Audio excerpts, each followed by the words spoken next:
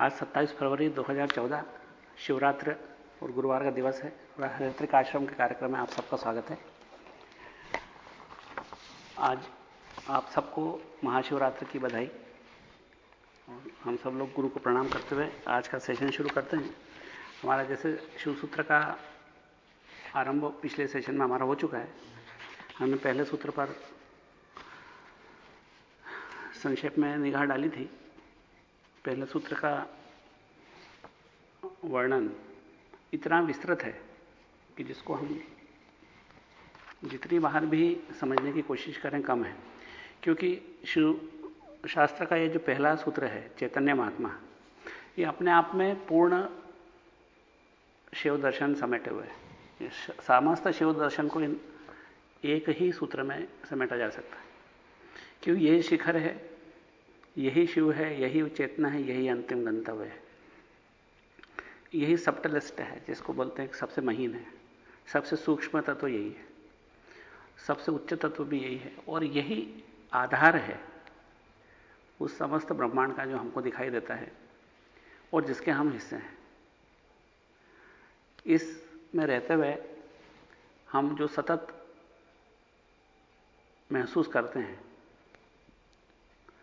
वो है इल्यूजन, माया, जिसके द्वारा हम अपने आप को अलग और इस संसार को अलग समझते हैं।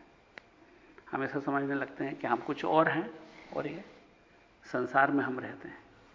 सचमुच में हम संसार हैं। संसार में हम नहीं रहते, हम संसार हैं। और संसार नहीं है, संसार चेतना है, संसार शिव है।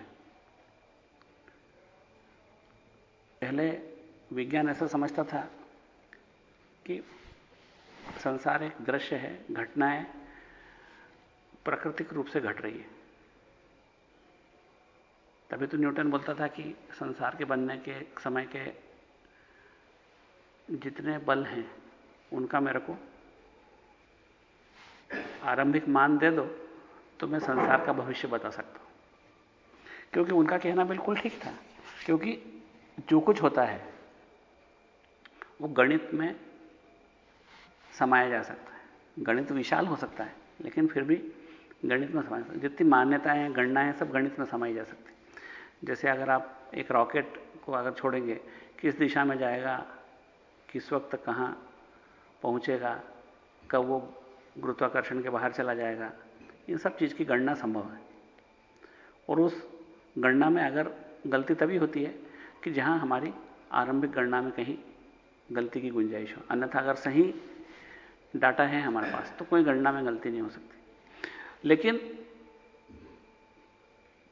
कम से कम 400 वर्ष तक आइंस्टीन के आने के पहले या हिसेनबर्ग के आने के पहले, प्लांक के आने के पहले कुछ ऐसे वैज्ञानिक थे जिन लोगों के आने के पहले किसी ने हिम्मत नहीं की कि न्यूटन के विज्ञान को हम चुनौती दें। और हम यही मानते आए थे कि यह संसार अपनी गति से चल रहा है, एक भौतिक निर्जीव गति से चल रहा है, जैसे घड़ी के पेंडुलम की तरह। वो मालूम है कि कितनी देर चलेगी, कितनी चाबी भरी, कितनी देर चलेगी, पेंडुलम कहां तक जाएगा, कहां से वापस लौट जाएगा। इसी तरीके से संसार भी अपनी एक निर्जीव गति से चल रहा है और उसमें हम सजीव हैं और हम संसार को मात्र देख रहे हैं और इसका आनंद ले रहे हैं या इसको भोग रहे हैं। लेकिन हम इस बात की कभी कल्पना भी नहीं कर पाते थे कि हम उसके अभिन्न हिस्से हैं और वो घटनाएं हैं हमारी चेतना ही पैदा कर रही है, हमारी चेतना ही घटनाओं को जन्म देती है। ये हमारी कल्पना में नहीं था। लेकिन जब पिछली सदी के आरंभ में कुछ प्रयोग हुए, कभी जिनको थोड़ी सी विज्ञान में रुचि हो कभी पढ़ सकते हैं, एक डबल स्लिट एक्सपेरिमेंट था। ऐसे कुछ थे एक्सपेरिमेंट जिनको मैं कोशिश करूंगा कि अपनी सामान्य भाषा में किसी दिन समझाने की। तो बहुत आनंद आएगा, इतना आनंद आएगा कि ऐसा लगने लगेगा कि जिन चीज़ों को हम निर्जीव समझते हैं सचमुच निर्जीव हैं या सजीव। क्योंकि जो फ्री विल की बात करते हैं वो अगर विज्ञान की प्रयोगशाला में देखने को मिल जाए तो कैसा लगेगा। कोई फ्री विल नहीं होती है।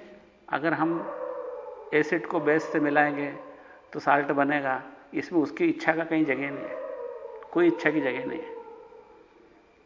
अगर हम चाकू से एक मिठाई के टुकड़े को काटेंगे, उसके 2 टुकड़े, उसकी इच्छा कोई मायना नहीं रखती। जब हम इस तरीके से संसार के अंदर या प्रयोगशाला के अंदर जब करते हैं तो हम प्रिडिक्ट करते हैं कि क्या परिणाम आएगा, मतलब एंटीसिपेट करते हैं कि परिणाम क्या आएगा। लेकिन परिणाम अगर इस बात पर निर्भर करे कि देखने वाला क्या देख रहा था, तो बौखला जाएगा कौन? वैज्ञानिक। ये क्या हो रहा है कि परिणाम एक ही तरह के प्रयोग में परिणाम भिन्न भिन्न क्यों आ रहे हैं? और एक प्रयोगशाला दूसरी प्रयोगशाला, बड़ी से बड़ी एक्यूरेट प्रयोगशालाओं में जब प्रयोग होने लगे और उसके बाद में उनको हजारों बार ऐसा ही हुआ, तब ऐसा समझ में जो मिसिंग लिंक है हमारी, तो कहता फिल इन द ब्लैंक बोलते हैं ना, किसके अंदर की एक शब्द बैठा हो। ऐसा लगता है कि इस वाक्य में भगवान जाने कोई शब्द बैठ ही नहीं रहा है, क्या बैठा है इस जगह के ऊपर? एक सेंटेंस है पूरा, इधर का हिस्सा दिख गया, इधर का हिस्सा दिख गया, लेकिन बीच का एक हिस्सा जिसमें कुछ दिखाई नहीं दे रहा कि क्या कौन सा शब्द ले जाके बिठा दें तो ये वाक्य पूरा हो जाए।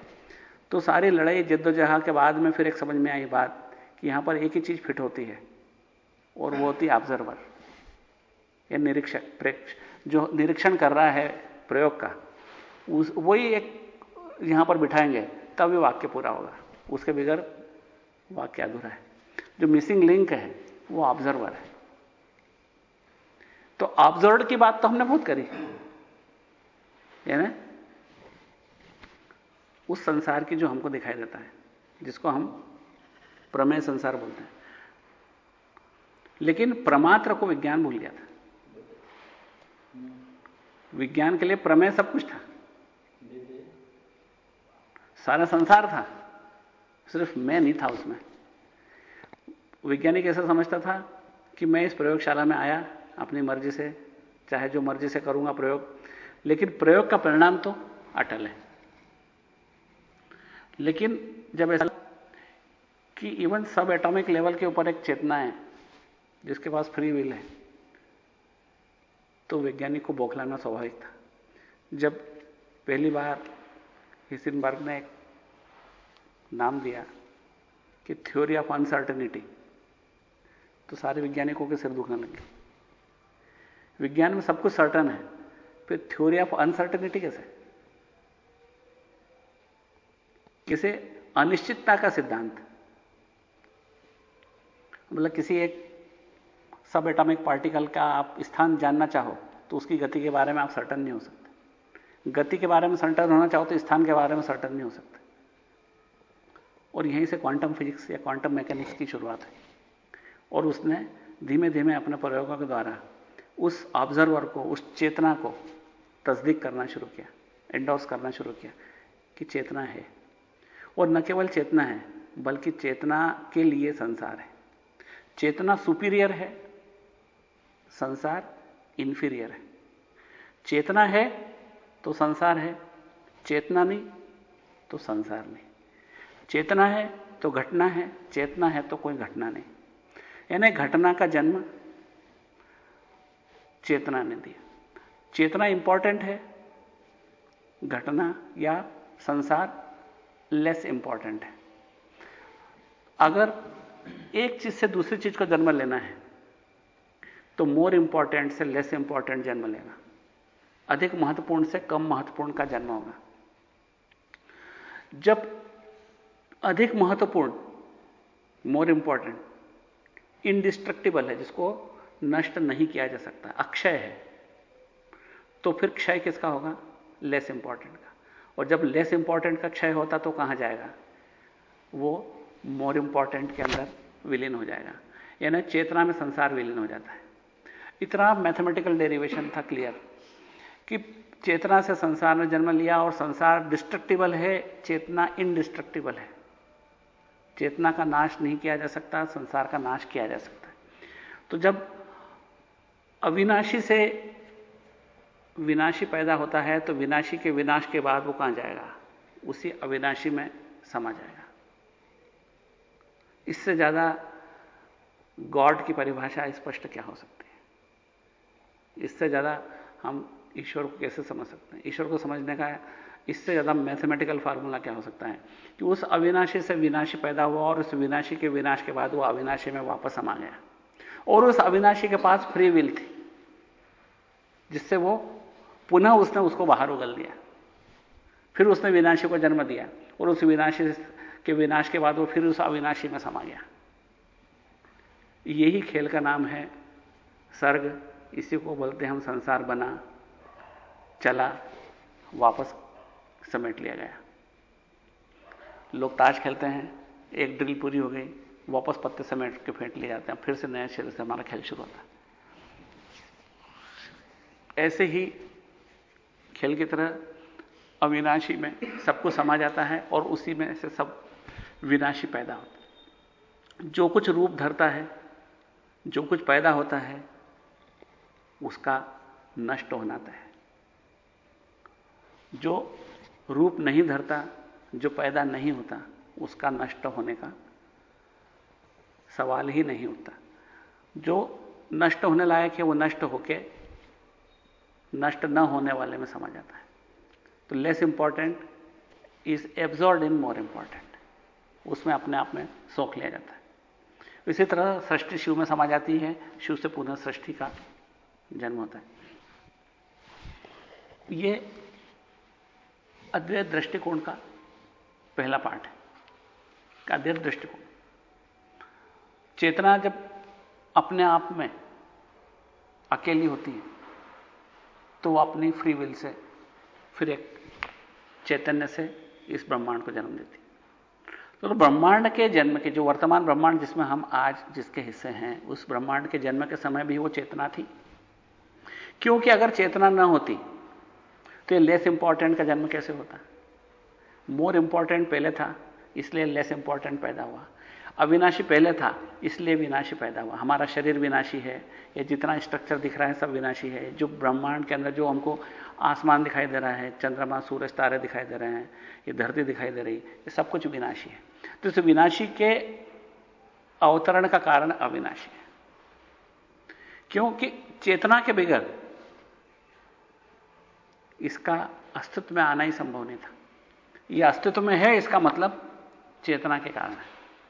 और वही ये बोलता है, ये पहला शिव सूत्र, चैतन्य महात्मा, आत्मा एन परम सत्य, ultimate truth, the final reality, the inner most reality. मात्र अंतरतम का सत्य, किसी भी चीज के अंतरतम का सत्य है चैतन्य। यानी हम किसी की परतें खोलते चले जाएं, परतें खोलते चले जाएं और ये जानना चाहें कि आखिर है क्या इसके अंदर, तो अंत में जो बचेगा वो है चेतना। उस चेतना को डिफाइन करने के लिए वैज्ञानिकों ने कई बार कोशिश की। कैसी कोशिश की कि ये तो है ना, न्यूरॉन्स का बिहेवियर है। जो ब्रेन के अंदर जो ब्रेन सेल्स हैं, न्यूरॉन्स हैं, जिनको हम न्यूरॉन बोलते हैं, उनका बिहेवियर है। और by interaction they learn to behave depending upon past experience. पुराने अनुभव से वो सीख के कुछ नया अनुभव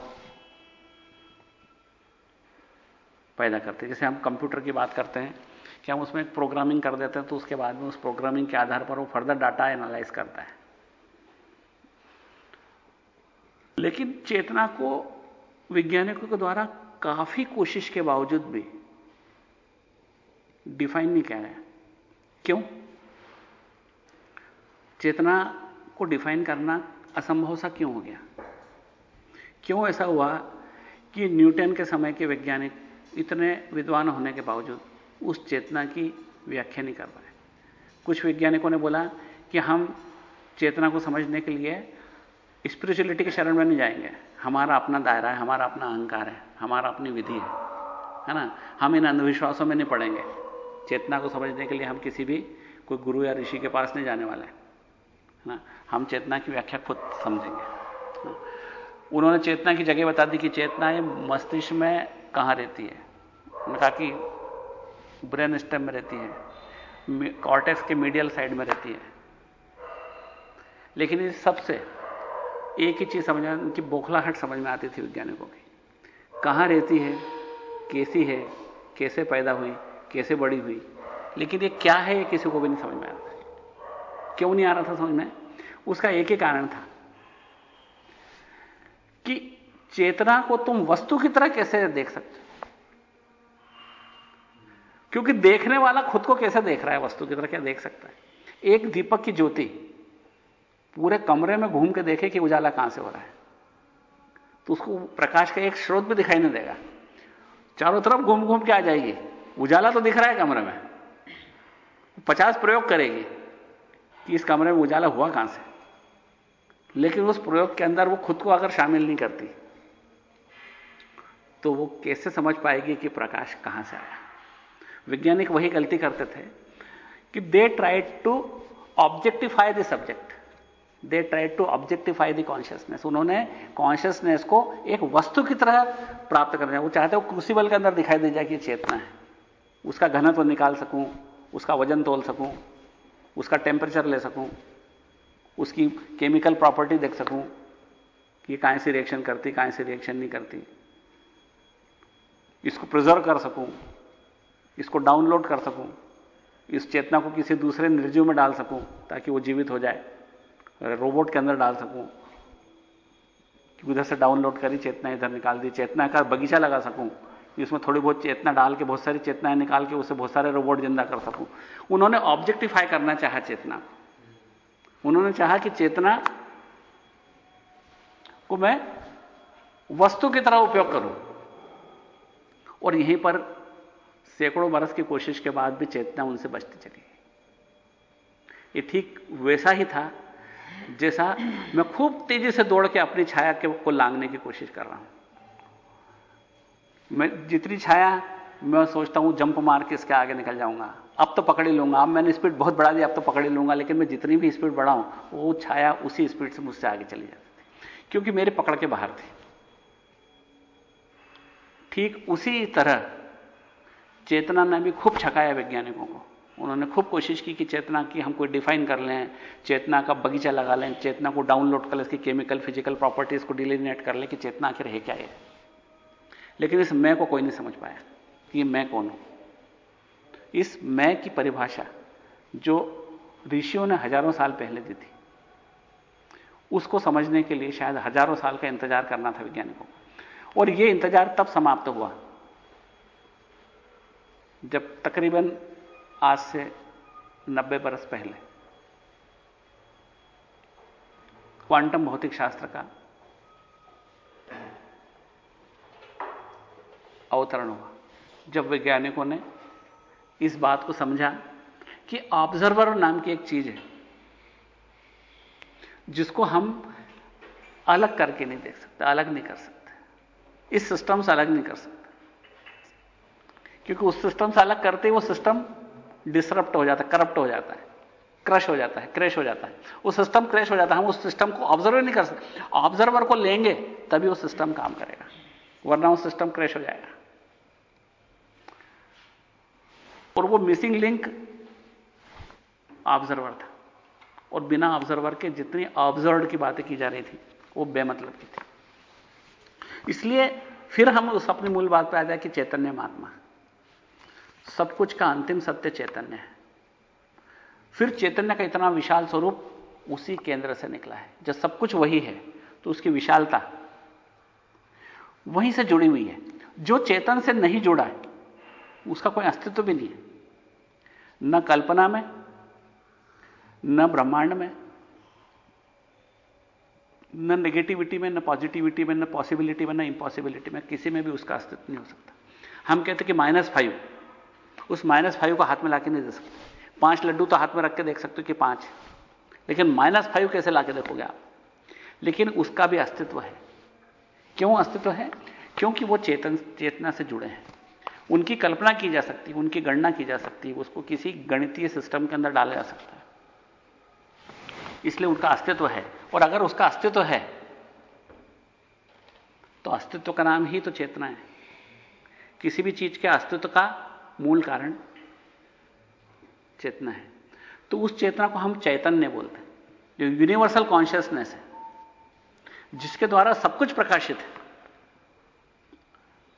जो अंतरिक्ष भी और आकाशगंगा भी और सूरज चांद सितारे भी और इस कमरे का उजाला भी, सब कुछ जिससे प्रकाशित, और हम भी स्वयं भी एक सीमित जीव के रूप में, वो सब कुछ उसी सीमित चेतना, उसी एक विशाल चेतना का हिस्सा है। हमारी सीमित चेतना है, लेकिन वो सीमित चेतना भी उस एक विशाल चेतना का हिस्सा है। तो वो विशाल चेतना जिसकी हम यहां बात कर रहे हैं, वही विशाल चेतना जिसको हम यूनिवर्सल गॉड कॉन्शियसनेस या सार्वभौम ईश्वर चेतना बोलते हैं, उसी चेतना के द्वारा सब कुछ निकला है और वही केंद्र है। और उसी केंद्र से निकलने हुए एक एक व्यक्ति, एक एक रेशा, एक एक तिनका, एक एक चीज, एक एक वस्तु, एक एक विचार, एक एक भावना, एक एक फिलॉसफी, उसे से निकलने वाली भिन्न भिन्न किरणें हैं। अगर आप हाथ में कप भी है चाय का, तो ये भी उससे निकलने वाली एक किरण है। हम खुद उससे निकलने वाली एक किरण है। यह आश्रम उससे निकलने वाली एक दूसरी किरण है। ये दरी उससे निकलने वाली एक तीसरी किरण है। तो अनगिनत किरणें उसी एक केंद्र से निकल रही।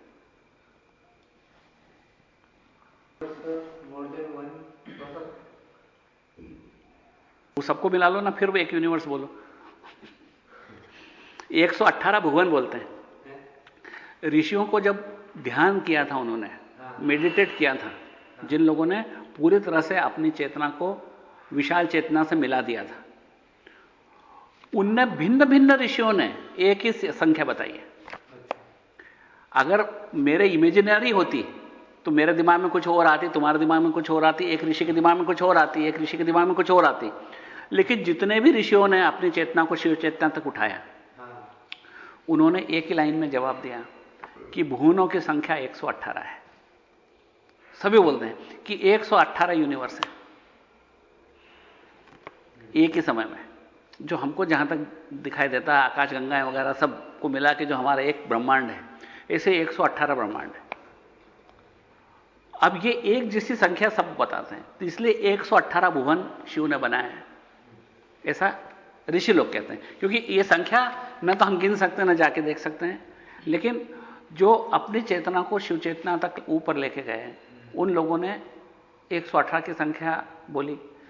कई अलग अलग ऋषियों ने अलग अलग समय और अलग अलग स्थानों पर एक ही संख्या बोली। इसका मतलब निश्चित रूप से कुछ है इस बात में दम कि 118 भुवन है, लेकिन हमारे लिए इसका कोई विशेष कंसर्न नहीं है।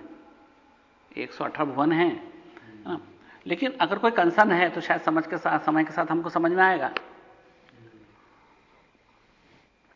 निश्चित उसका कोई मतलब होगा, निश्चित उसकी कोई महत्ता होगी कि 118 भुवन जब ऋषियों ने बोला, लेकिन वो महत्ता शायद हमको समय के साथ समझ में आए, अभी हमारी समझ में नहीं आता।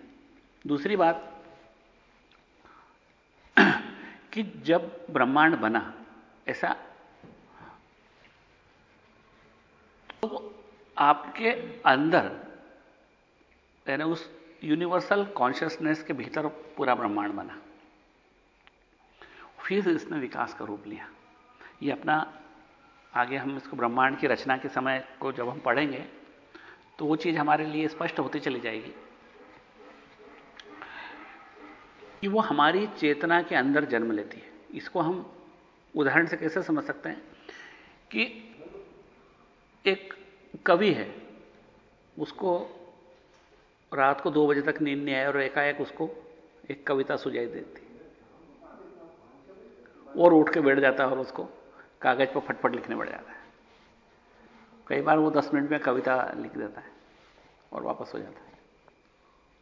उस कविता ने जन्म लिया उसकी चेतना में। अगर हम कहें कि उस कविता के लिखे जाने के पहले वो कविता कहां थी, उसके मन में, लेकिन उसके मन में आने के पहले वो कविता कहां थी, वो उसकी चेतना में थी, उसके अस्तित्व में थी, उसके बीइंग में थी। और कब से थी? वो अनादिकाल से थी। वो किरण बाहर कब निकली, ये महत्वपूर्ण नहीं है, क्योंकि डिस्ट्रक्टिबल चीजें बाहर निकलेंगी भी और वापस उसमें समझ आएंगी, लेकिन वो शाश्वत रूप से उसमें थी।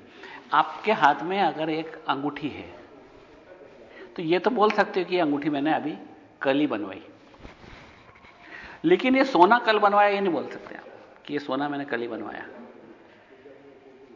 सोना शायद लाखों करोड़ों साल पहले का बना हुआ है, शोधन अभी हुआ हो भले 10-20 साल पहले और आपने अंगूठी बना ली कल, लेकिन यह रूप की बात है। ये रूप उसने आज लिया उस कविता ने, लेकिन वो शाश्वत रूप से कहां थी वो कविता? कागज पर उतरने के पहले मन में, और मन में आने के पहले उस व्यक्ति चेतना में, और व्यक्ति की चेतना के भी पहले समष्टि चेतना में। समष्टि चेतना यानी वही यूनिवर्सल गॉड कॉन्शियसनेस या सार्वभौम ईश्वर चेतना। इसलिए वो कविता ने रूप लिया, अभी कागज पे उतरी, उसके पहले मन, मन के पहले मेरी व्यक्ति चेतना, उसके पहले समष्टि चेतना, और उस समष्टि चेतना में उसका अस्तित्व शाश्वत था। यह हमारे दृष्टिकोण कब आएगा? जब हम उस वस्तु को भी उस शाश्वतता की दृष्टि से देखेंगे। ये आपका, आप कहेंगे आपका पैदा हुआ है, आप बोले 1954 में, ठीक, लेकिन यह आपका शरीर पैदा हुआ 1954 में। आपका अस्तित्व शाश्वत है, क्योंकि इसके पहले आप कहां थे? और आपने कोई जगह बता भी दी कि मैं जबलपुर में था गए जन्म में, तो फिर उसके पहले कहां थे? लेकिन अगर आपकी रूट्स को खोजा जाए तो अंतिम रूप से उसी केंद्र में जाओगे, आप वहीं पहुंचोगे कि तुम हमेशा से थे। डिस्ट्रक्टिबल नहीं हो, डिस्ट्रक्टिबल तुम्हारा शरीर है, तो डिस्ट्रक्टिबल हमेशा डिस्ट्रॉय होता है और इनडिस्ट्रक्टिबल में समा जाता है। तो जिस चीज में, जिस चेतना में सब कुछ समा जाता है और जिस चेतना से सब कुछ वापस प्रकट होता है, उसी का नाम है चैतन्य। चेतना से अलग हटके वैज्ञानिकों ने उसका नाम दिया है, या ऋषियों ने नाम दिया है चैतन्य। चैतन्य यानी वो महाचेतना जिसके द्वारा सब कुछ अस्तित्व में है, चैतन्य है। चैतन्य का मतलब होता है अस्तित्व में आना।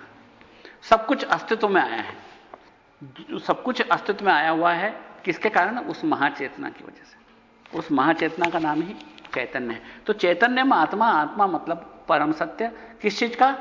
हर चीज का, क्योंकि उन्होंने कोई स्पेसिफाई नहीं करा है कि एक आदमी की परम चेतना उसका आदमी का सत्य है, या चींटी का सत्य है, या किसी विशिष्ट वस्तु का सत्य है, वरन ये सत्य है सब कुछ का। इसलिए हम कहते हैं कि ये सुप्रीम कॉन्शियसनेस या सार्वभौम ईश्वर चेतना हर वस्तु का सत्य है। अब हमको फिर ये सत्य दिखाई क्यों नहीं देता? क्योंकि हम मलावृत हैं। हमारी चेतना, सीमित चेतना मल से घिरी हुई है। इसमें 3 मल हैं, आणव मल, माई मल, कार्म मल। अति संक्षेप में अपन इन तीनों मलों को 5 मिनट में समझेंगे। माई मल और कार्म मल दोनों का जन्म होता है आणव मल से, यानी मूल मल है आणव मल। मल क्या है? तुम कहोगे कि मल यानी कोई कचरा, डर्ट, डस्ट, जैसे कांच के ऊपर डस्ट आ जाती है, उन्हें मल लग गया, उसके ऊपर अपन चलो कपड़े से साफ कर दें। ऐसा नहीं होता मल, क्योंकि अगर मल किसी और चीज का होता तो उसका अस्तित्व कहां से आता? उसी केंद्र से, उसी चैतन्य से अस्तित्व आता। और फिर जब उसी चैतन्य से अस्तित्व आता तो फिर वो मल कहां रह गया? वो तो शिव हो गया। तो फिर मल कैसा? सचमुच में हमारा अज्ञान है, और अज्ञान का कारण माया है, तो वह अज्ञान ही मल है। अज्ञान को ही हम मल बोलते हैं। हमारे जो दृष्टिकोण का जो अंधेरा है उसी का नाम मल है। और जैसे ही वो अंधेरा उजाले में परिणत हो जाता है तो उस समय वो मल गायब हो जाता है। वास्तव में मल शुरू से नहीं था, लेकिन वो अज्ञान को ही हम, या लेस नॉलेज हमारा मल। तो आणव मल क्या है? अपने सच्चे स्वरूप को हम नहीं जानते। और हम कैसे जानते हैं? मैं गरीब हूं, मैं दुखी हूं, मैं बहुत परेशान हूं, मेरे हाथ में क्या है, मैं तो एक छोटा सा अदना सा आदमी हूं। ये हमारी मान्यताएं होती हैं हमारे स्वयं के बारे में। इसी का नाम है आणव मल। हम अपने स्वरूप से दूर जाके अपने आप को देखते हैं, हमारी वास्तविकता से दूर खड़े होकर, हम पेरीफेरी पे खड़े होकर देखते हैं कि मैं एक सीमित, छोटा सा, अदना सा, सीमित क्षमताओं वाला इंसान हूं। यह आणव मल है। इस आणव मल से 2 मल और निकलते हैं। एक है माई मल और एक कार्म मल। माई मल जो इस संसार में 5 सीमित करने वाली शक्तियों, कला, विद्या, राग, कल, नीति, जिसकी पिछली बार पर ने चर्चा करी थी, उन शक्तियों की वजह से हमारे को संसार का वो स्वरूप दिखाती है जो नहीं है, और जो है वो छिपा लेती है। जो शिव स्वरूपता है वो छिपा लेती है, और जो नहीं है, जो सत्य नहीं है, ये कुर्सी नहीं है, टेबल नहीं है, सब शिव है, वो हमको उजागर कर देती। और एक पावर ऑफ इल्यूजन इन सबकी अधिष्ठात्री, वो इनको तस्दीक कर देती, बस यही सत्य है। इस तरह हम इल्यूजन में जीते हैं। ये हमारा माही मल है। और एक है कार्ममल। जब हम देह अभिमान के साथ कोई कार्य करते हैं तो कर्म फल के भागी होते हैं, कर्म फलों को इकट्ठा करते चले जाते हैं। जैसे कहा, देखा मैंने इसको पछाड़ दिया, देखा मैंने इससे बढ़िया काम करके बता दिया, ये देखा मैंने कितना बढ़िया प्रवचन दिया, देखा मैंने कितना अच्छा काम किया, कितना सुंदर फूल बना दिया, देखो मैंने कितनी बढ़िया कविता लिख दी, क्योंकि मैंने अपने शरीर को इसका कर्ता बना दिया। ये कविता मैंने लिखी, ये काम मैंने किया, ये रचना मेरी है। इस तरह से अपने शरीर को उसका कर्ता बनाया, तो फिर ठीक है, यही शरीर या इसका सक्सेसर उसके फल को भोगेगा। जैसे दुनिया में भी है, आप कमाओ और आप मर गए तो आपका बच्चा उसको भोगेगा, आप उधार करके मर जाओ तो आपका बच्चा उसको भुगतेगा, क्योंकि उसने आपकी प्रॉपर्टी इनहेरिट करी है, उसने आपकी प्रॉपर्टी में उसने हिस्सा लिया है, इसलिए उसको आपके कर्मों को भोगना पड़ेगा। इसी तरह आज आप ये शरीर छोड़ दोगे और आपकी अंतर चेतना ने, जिसको बोलते हैं हम सूक्ष्म शरीर, नया शरीर ग्रहण कर लिया, तो वो जो इनहेरिट करेगा वो आपकी प्रॉपर्टीज को इनहेरिट करेगा और उनके कर्मफलों को भोगेगा। इसलिए शरीर ने किया कार्य, अब थोड़ा सा कॉम्प्लिकेटेड बहुत समझने लायक, शरीर ने किया कार्य शरीर ही भोगेगा। शरीर के कर्मों को शरीर को ही भोगना पड़ेगा। आपने बहुत पुण्य किया, कंबल बांटे, गरीबों की सहायता करी, इस अहंकार से कि मैंने अच्छा काम किया, तो अब आपको जो सुख मिलेगा अगले जीवन में वो भी शरीर ही भोगेगा। आपने कुछ गलत काम किया, किसी का हक हार लिया, किसी की चीज चुरा के अपने पास रख ली, किसी के हक की जगह अपना हक जता दिया, तो उससे होने वाले जो परिणाम हैं उसको भी आप या आपका सक्सेसर शरीर भोगेगा। इसी का नाम है कार्ममल। आणोमल अगर समाप्त हो गया तो कार्ममल, माईमल अपने आप समाप्त हो जाता। दोनों उसके अनुगामी हैं। बिना आणोमल के ये दोनों मल अपने अस्तित्व में नहीं रह सकते। तो कार्ममल, जब देह अभिमान से हम कोई कर्म करते हैं तो वो कार्ममल का रूप ले लेता है और कर्म फल संचित करता चला जाता है। और जिन फलों को हम संचित करते हैं वो है संचित कर्म, चाहे वो पिछले जन्मों में हमने संचित करे हैं, अभी तक नहीं भोगे, या वर्तमान जन्म में किए जा रहे हैं और अब भोगना बाकी है, वो हमारे संचित कर्म है। जो कर्म हम करने के बाद उनको भोगने के लिए वर्तमान जन्म ले चुके हैं उनका नाम है प्रारब्ध कर्म।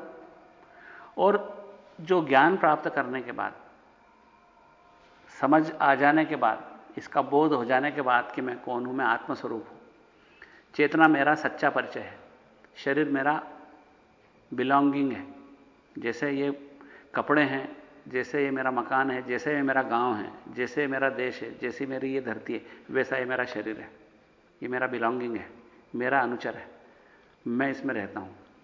तब इस देह अभिमान से हटके जब मैं कोई कार्य करता हूं तो उसका नाम है आगामी कर्म। वो कर्म मुझे फिर नहीं बांधते। न केवल इतना कि वो आगामी कर्म मुझे नहीं बांधते, वरन मेरे जितने संचित कर्म हैं कई जन्मों के, चाहे वो करोड़ों जन्मों के हों, वो समस्त संचित कर्म उस ज्ञान की अग्नि में दग्ध हो जाते हैं। ये गारंटी है। जैसे ही आप अपने आप को चेतना के हवाले कर देते हो, चेतना तुम्हारा परिचय बन जाती है, चैतन्य तुम अपने आप को जान जाते हो, उसी समय वो समास्त कर्म, संचित कर्म समाप्त हो जाते हैं, आगामी कर्म फल नहीं देते हैं।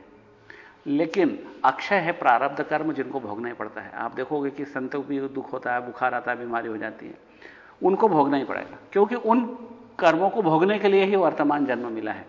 तो कृष्ण भी बोलते हैं गीता जी में, वो तो निकले हुए तीर की तरह है, मैं उसको वापस नहीं लौटा सकता। मतलब प्रारब्ध कर्म जो है वो तो सिर्फ इस जन्म के लिए है।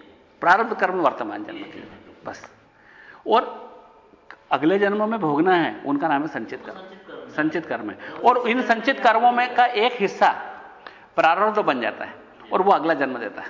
इसी जन्म में अगर आपने ज्ञान प्राप्त कर लिया तो आपने संचित भी गए, प्रारब्ध भी गया, और आगामी की वजह से आप नए कर्म फलों को इकट्ठा करोगे ही नहीं।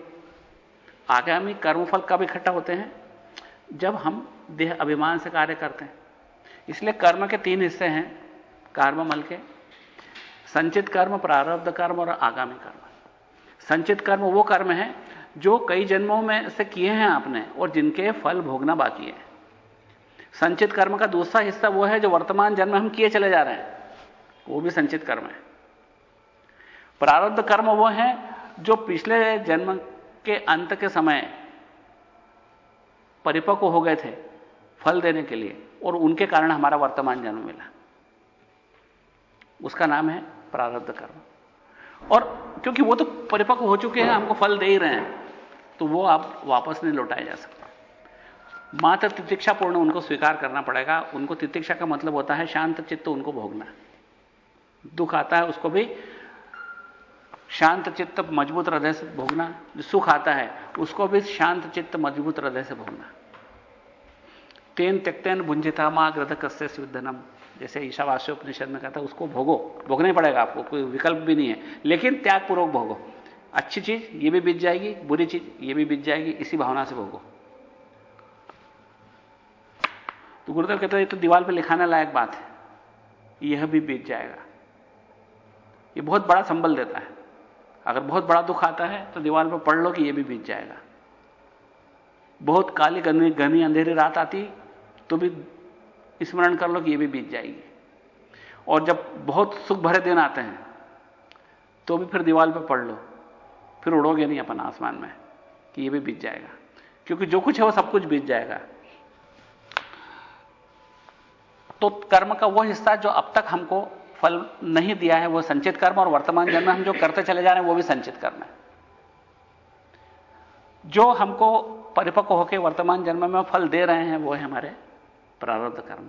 और जिस क्षण हमको बोध हो जाता है अपने चैतन्य स्वरूप का, उस क्षण के बाद हम इस जीवन में जो कुछ भी करते हैं, अच्छा करते हैं, बुरा करते हैं, हमारे साथ कई तरह के कर्म होते हैं जिनको अच्छे बुरे की श्रेणी में हमेशा डाल सकते हैं आप, लेकिन वो कर्म फल नहीं देते, क्योंकि ज्ञान प्राप्त करने के बाद उस ज्ञानी के ऊपर किसी कर्म का कोई बस नहीं चलता।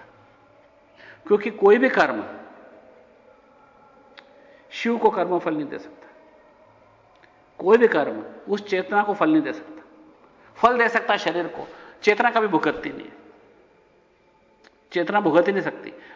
अशरीर को फल नहीं मिलता, चेतना अशरीरी है, उसको कोई फल मिलता।